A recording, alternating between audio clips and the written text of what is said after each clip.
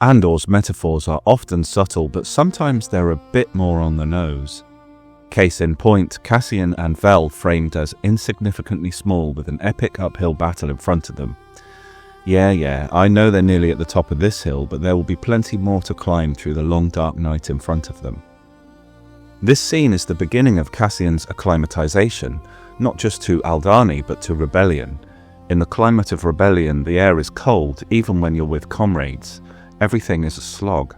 Silence is how you breathe here, and while it's calm most of the time, terrifying murderous storms occasionally scream out of nowhere with little warning.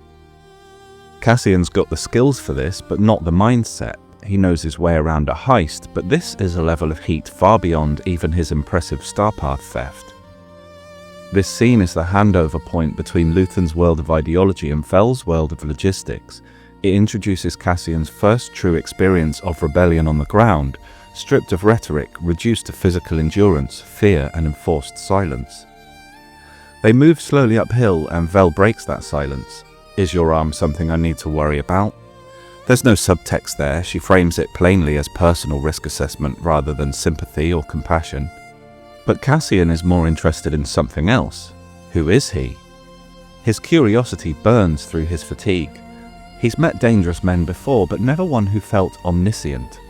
Luthen knew him, effortlessly exfilled him from an impossible situation without losing his calm, and flew him across the galaxy on a preposterously expensive and undoubtedly very illegal spaceship. Of course he wants to know who it is. Vel shuts it down instantly. He is something we will never discuss. The rebellion is built on compartmentalization, something Cassian is good at, rather than fellowship. Maybe the others on the team aren't meant to know about Luthen, but it's not clear yet. Cassian's still an outsider. His questions come from a smuggler's pragmatism, not a spy's. He wants facts, numbers, guarantees. When she finally gives him one, we're robbing the armory at the Aldhani garrison, he can't hide his shock. 7 people against the garrison? Vel's too tired to argue conviction, she just needs him to walk. Then something shifts. Cassian stops. He's felt it before she has. The air changes in a way he seems to recognize. He turns and sees a couple of specks in the distance. He warns Vel and she immediately reacts. Get down, tuck in. They dive beside some rocks just as 2 TIE fighters explode over the ridgeline, screaming up from the valley below. They roll in like a storm, first the odd silence, then the pressure drop, then the roar of thunder. They're not doing anything in particular, the TIEs are just patrolling. That scream isn't aggression, it's maintenance, the sound of control being routinely reinforced. The Empire has become the atmosphere of Aldhani. In a cool visual I don't think we've seen before, due to their elevation, the TIEs come from beneath Vel and Cassian, from the depths of the landscape. It's as if the Empire has burrowed into the planet itself. There is no safe ground anymore. Occupation exists in every direction. When the sound fades, Vel says they won't be back today. The Empire has a timetable, and even its tyranny runs on a rota. For Cassian, this is the real beginning. The rebellion isn't a speech or a flag, it's a long, silent walk uphill. It's lying in the dirt while faceless machines scream over your head. It's obeying someone who won't tell you the truth because secrecy is now survival. Luthen gave him orders and payment. Vel gives him the code of conduct. Shut up, keep moving, stay invisible. By the end of this short scene, Cassian has learned more about rebellion from Vel than he has from Luthen. He's learned that the Empire's power isn't just its armies, it's the way it makes everyone else whisper. He's learned that rebellion isn't glorious, it's exhausting, bureaucratic, silent, and cold. Frankly, that sentence also describes running a small YouTube channel. The difference is the rebellion didn't have Patreon, and I do. For as little as $3 a month, you can ensure these transmissions keep coming and help me afford a warm meal between patrols. The TIE scream lingers even after the sound dies. It's the echo of everything that rules them, the sound of an empire that doesn't even need to notice you, to own you. Aldhani stretches ahead, vast, indifferent, and occupied. The empire is the macroclimate, pervasive, routine, inescapable. But within it, the rebellion creates its own microclimate, colder, quieter, built from silence and compartmentalization and the discipline of staying invisible. You survive the larger atmosphere by learning to breathe in the smaller one. You acclimatize to rebellion's harsh conditions so you can move unseen through the empires. And somewhere beneath that open sky, Cassian Andor takes his first steps in a new life. He's not walking or talking like a rebel yet, but he's learning to breathe the air, and for now, that's enough. In the quiet heart of the ISB, Dedra Meero is hunting in a small office, humming with fluorescent light and ambition. She and her underling Hirt stand a few feet apart, fingers dancing across Empire-issued iPads. There's proximity but no intimacy. Dedra's intensity is almost manic here as she scans the data looking for clues based on a snippet of Blevin's report earlier. The misspelt Ferrix line picked up by Hirt reminds us the Empire's bureaucratic machinery is imperfect, decaying, even at the level of spelling. Somewhere in the noise of reports, Dedra feels a pattern start to form, then the click. Unauthorized Imperial equipment, Ferrix 0430. She's triumphant, that gives us jurisdiction. For Dedra, jurisdiction is conquest. A captured fragment of data is a new piece of territory, and she plants her flag without hesitation. She wants ownership of a problem that will elevate her career, something big, something she's noticed first, most importantly, something that proves she's been right. What she's tracing here will become the shape of her career. She's not looking for a man, not yet, but she has noticed a design, an intellect in the data, something coherent behind the static. Dedra hunts systems, and when a system begins to show personality, that's when her fascination begins. When Dedra instructs Hirt to go to Blevin, he suggests it will be more effective for her to go directly. She shakes her head. I don't want to spark his interest. The line hums with quiet paranoia. In the ISB, success depends on controlling who notices you're succeeding and ensuring nobody else decides to go after your prize. Dedra is dangerous because she's competent, because she cares, because in a place built on apathy, she's still curious. She still wants to understand points of data in the darkness. This unglamorous work and this need to be right is the backbone of corporate authoritarian bureaucracy. This is the kind of work that keeps the Empire alive. Like the patrons who keep this channel alive, and the people who talk about me on Reddit apparently, according to the last few days' numbers. Dedra believes herself the ideal servant of Imperial order, but the qualities that make her exceptional, curiosity, initiative, ambition, are the same ones the system is designed to extinguish. Her competence is the Empire's strength for now, until it isn't. Her diligence keeps the machine running, but her obsession with making it run perfectly could begin to shake it apart. The ship drifts out of hyperspace and Luthen Rael disappears. In his place, a new man begins to assemble. He walks to the back of the Fondor where a hidden compartment unfolds like a magician's cabinet. A mirror slides into view. Whatever he's up to is clearly a ritual. He tilts his head back and presses a steaming towel to his face as if purifying away the man who recruited Cassian on Ferrix. Piece by piece he constructs the mask, a wig of lustrous grey, heavy rings that glint like medals of indulgence, robes chosen to announce wealth without having to prove it. The quiet precision of the scene tells us everything about Luthen's nature. Rebellion for him is a matter of craft. Many disguises are improvised. This one is rehearsed, honed and executed with professional detachment. Landing Protocol 037 is telling. The landing protocol will determine the route, which systems are disabled or enabled, what the internal configuration of the ship is, whether compartments are open or closed, and which port authority to contact with which message and which code. But I think this also relates to his wide spectrum of identities. Some may be burned over the years, but many still active. The ship is, from the outside, widely used for an array of tasks. No doubt sometimes he lands somewhere posing as a scrapper or a freighter, or maybe even a trader specializing in boosters and add-ons.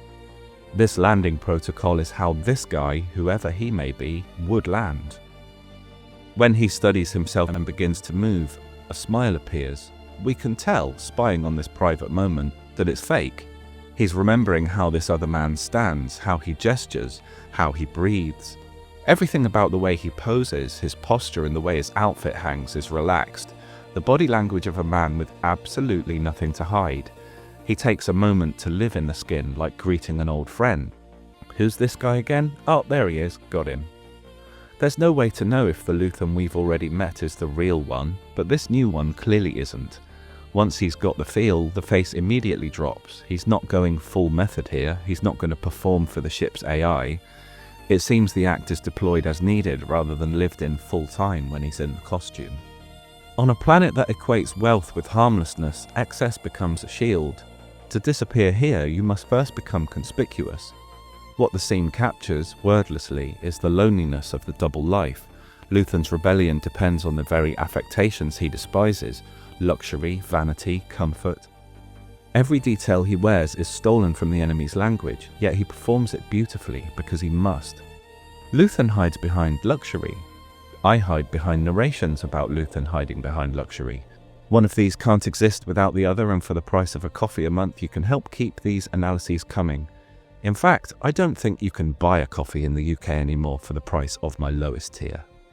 This is what resistance looks like at its most refined, not the scream of defiance but the silence of transformation.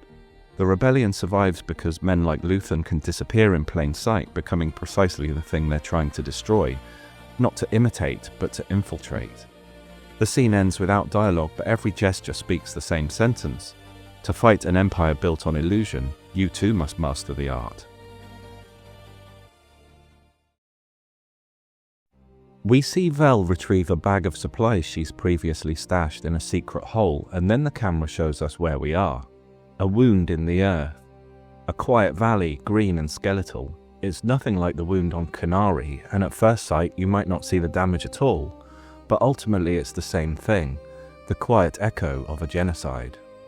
The remains of wooden frames stick out of the grass. My take is that these are the structures of a shepherd's outpost of some kind.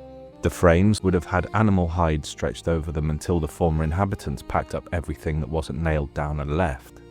Cassian asks what this place is. Vel says nothing special. I don't think she thinks that's really true. She's managing tone. Grief is a distraction. There used to be 40,000 Aldhanis in these highlands. Now there's wind, moss, and a handful of insurgents passing through. It is special. It's why they fight.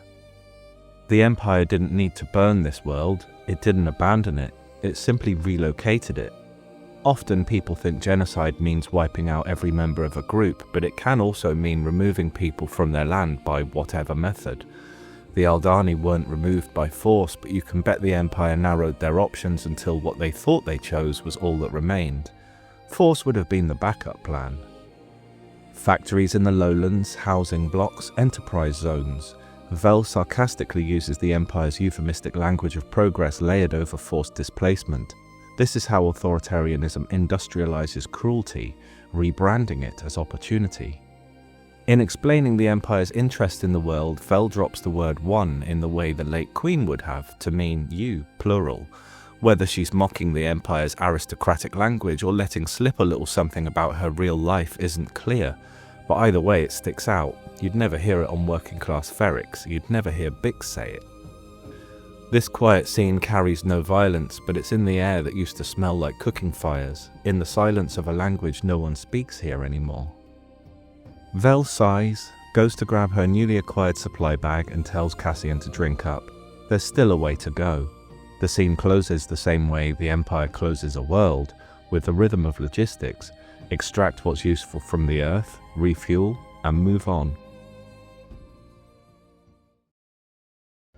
Last time we saw Blevin, I described him as taking great pleasure in constructing these verbally complex insults, but I didn't realise I recognised who this actor was when I wrote that, and now I've figured it out, it makes his casting make so much sense. This guy's professionally known as Doc Brown, not that one. I'm vaguely aware of his work as a comedian. I'm sure I've seen him on Nevermind the Buzzcocks and stuff like that. But what I didn't know until now is that he's also a respected practitioner of the art they call the rap battle, a distinguished form of combat that requires a fast mind, huge vocabulary, world-class creativity, serious improvisational skills, and the ability to skewer an opponent with a savage jibe about their mother's genitalia or the number of gentlemen callers she entertains. Which is perfect for Blevin because despite his shortcomings, the one thing you don't want to do is get trapped in a verbal duel with this guy. Not in front of others at any rate.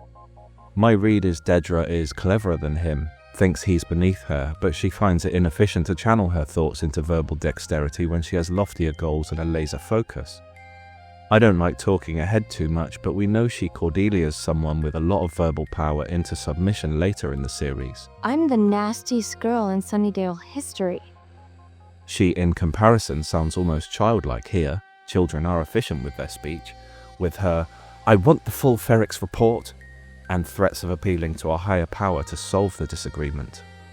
We don't know if Blevin would usually expect colleagues to knock when they enter his office, but Dedra sure doesn't. Opening his door and marching in, he doesn't turn, pretends she's not worth engaging, but his eyes widen and a frown appears nonetheless as she addresses him. At first I thought it looked like shock that someone less senior spoke to him so directly, but they're both lieutenants, so it's probably because she's less tenured, and maybe because she's a she. Blevin's face here suggests her direct tone with him is not really simpatico with what he sees as the pecking order. They both think they're better than the other. When she brings up the stolen Starpath unit, she's technically correct. That theft does give her jurisdiction, but the ISB isn't a place where protocol always wins. It's a place where territorial custom usually wins, and that says the file belongs to Blevin. Once again, Dedra's right by the book, which makes it wrong, because there's an unspoken protocol that governs how organizations like this really work. It's a fiefdom. In bureaucracies, especially authoritarian ones, people carve out their own territories of control. Over time, everyone learns not to cross certain lines, even if those lines aren't written anywhere. Dedra crossing those lines like they aren't even there is why Blevin was so shocked for a moment here. Dedra's curiosity should be rewarded. It's the kind of forensic diligence that keeps an empire intact. But the empire is a system that fears initiative as much as it depends on it. That's what makes this exchange tragic. She's the ideal bureaucrat in a structure that punishes perfection. Her ambition looks like disobedience. Her competence looks like threat. Andor understands something most stories about authoritarianism miss. Evil doesn't just flow downwards. It breeds sideways in offices, in rivalries, in the cold satisfaction of winning a procedural argument.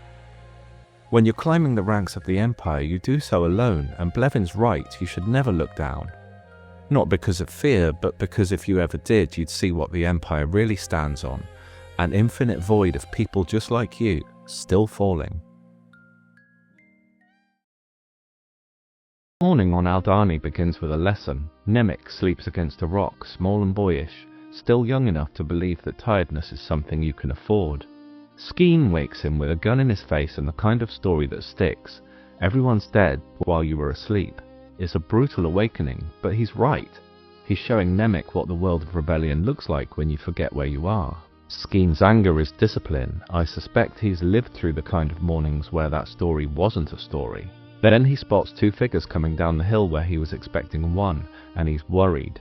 When Vel returns with Cassian, she's not just bringing reinforcements, she's introducing risk. Cassian and Vel pass some animal pens. I do wish they'd done something slightly more interesting than sheep. I know they had humans a long time ago in a galaxy far, far away, and falcons, apparently. And yes, they have interesting horns, but these are really just a little-known Scottish breed known as Hebridean sheep. It's not like I'd want them to be purple or anything, but it does take you out of the Star Wars feel a little bit. This is Clem, Vel says, like she's unwrapping a piece of new equipment or a droid. He'll give us critical redundancy in all areas. The phrasing is pure management speak, language that reduces people to capacity. Vel's control depends on keeping everything procedural. If she starts talking about trust or belief, it would unravel. Skeen and Taramin aren't happy. Cinta doesn't let us know what she thinks yet, but Nemik, still unjaded, welcomes Cassian with genuine warmth. He hasn't yet learned that sincerity is a liability here. To him, every addition strengthens the cause. To some of the others, every addition weakens the perimeter or introduces a new way to be caught, or a new way to die. Taramin requests to speak with Vel, but she doesn't stop. She can't. She concentrates on reminding the group of their maintenance failures, keeping the motion constant to ensure this doesn't turn into 20 questions or, heaven forbid, a debate. Keeping things moving is how she preserves her authority here. By the time Vel ends with "we'll work Clem into the program at drill," the system has reabsorbed the disruption. Cassian's no longer a person, he's a placeholder, a variable slotted into a plan that may be too watertight for variables. The morning feels functional, but the tension is structural. This is less a family and more a collection of coping mechanisms huddled at the edge of a forest. The group looks more like the fragments of a failed expedition than an organized cell. The rebellion at this stage runs on vigilance, mistrust, and fatigue.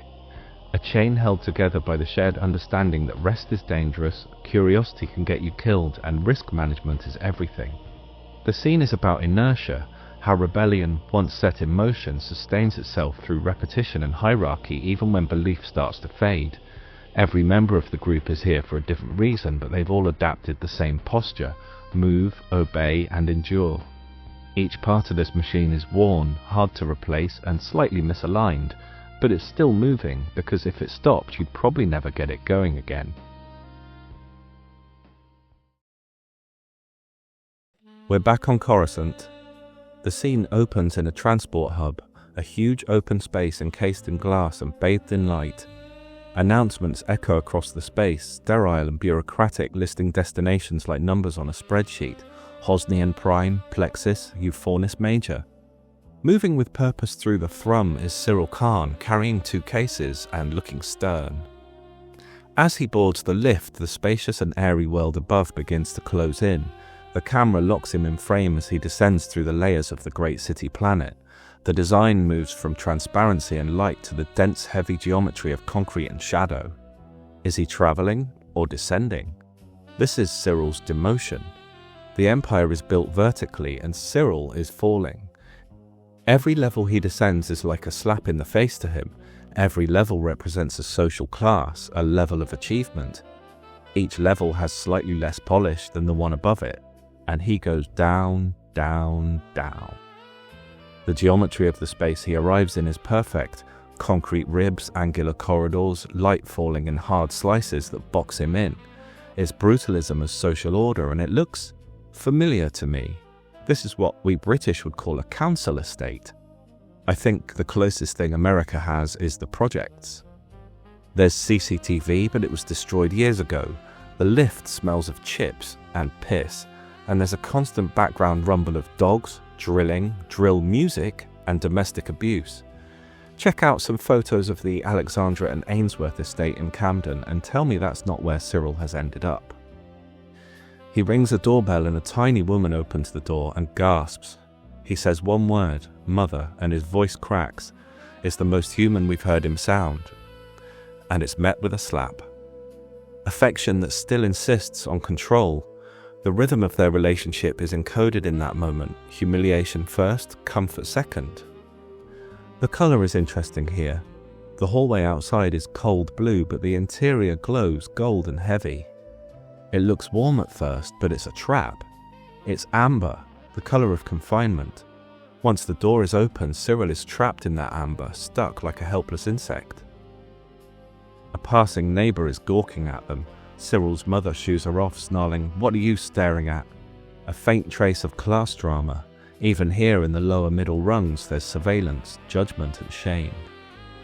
This is where Andor does something brilliant. It reveals that authoritarianism isn't just something that happens in government buildings. It starts at the dinner table. The Empire doesn't need to train its functionaries when parents already do it for them. Deference, shame, image, they're domestic virtues long before they're political ones. Here we see what built Syril, a home where affection and obedience are the same thing, and where failure isn't forgiven, only managed. When his mother physically pushes him inside and closes the door behind him, we've seen enough to know why Syril serves authoritarianism.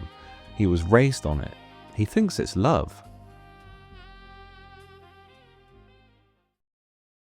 Cinta tends to Cassian's wound with the same tone someone might use to manage inventory. Blaster burn, needs to be cleaned, apologies in advance, we're trying to save our pain meds. It's care without comfort, rebellion triaged down to resource management. She doesn't ask how he got the wound, she doesn't get to know him, she just treats the next issue in front of her. And while her back is turned, Cassian palms the blue kyber crystal and slips it into his pocket. I think it's because he suddenly realizes what it will make him look like. He expected mercs, hardened warriors out for a payday, people like him. Instead, he finds idealists, believers, people who apologize before inflicting pain, people who are competently sniffing out betrayal and arguing about trust like it's everything. In a camp built on conviction, money is contamination. In a group already raw with suspicion, the smartest move is the one that avoids becoming the subject of the conversation in the next tent. But it's a little late for that. Tamarin's concern is tactical and wants answers. Skeen's appears moral and he wants accountability. Nemik isn't concerned though, he wants a new comrade for the cause. And Vel, she wants a moment to breathe, and she's not going to get one because it looks like that debate kicked off after all. He comes highly recommended as the bureaucratic version of pulling rank, the thing you say when you know the truth would start a fire. Vel can't tell them about Luthen, so she leans on abstraction.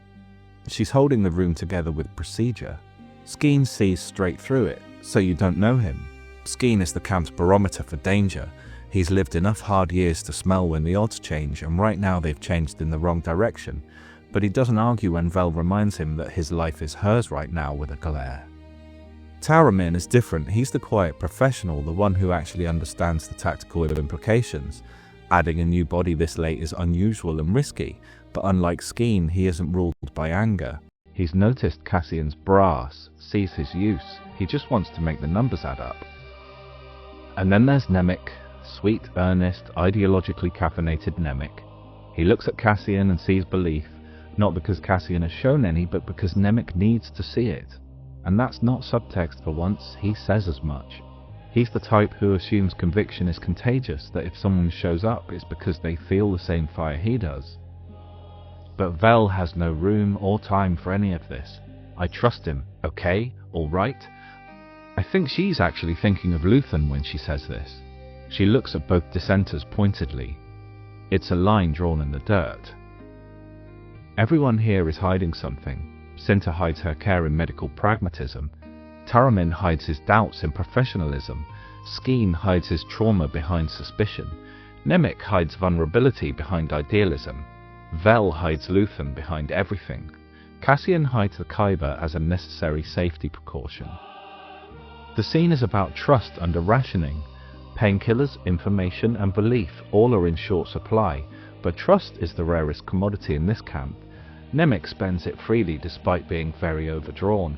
Skeen hoards it. Taramin audits it, and Vel, her final declaration closes the ledger and reasserts her authority. Cassian is accounted for and the matter is settled. The Kyber crystal in his pocket weighs nothing and everything, a small blue truth that no one can ever know about because in a camp built on such conviction, money is proof of emptiness.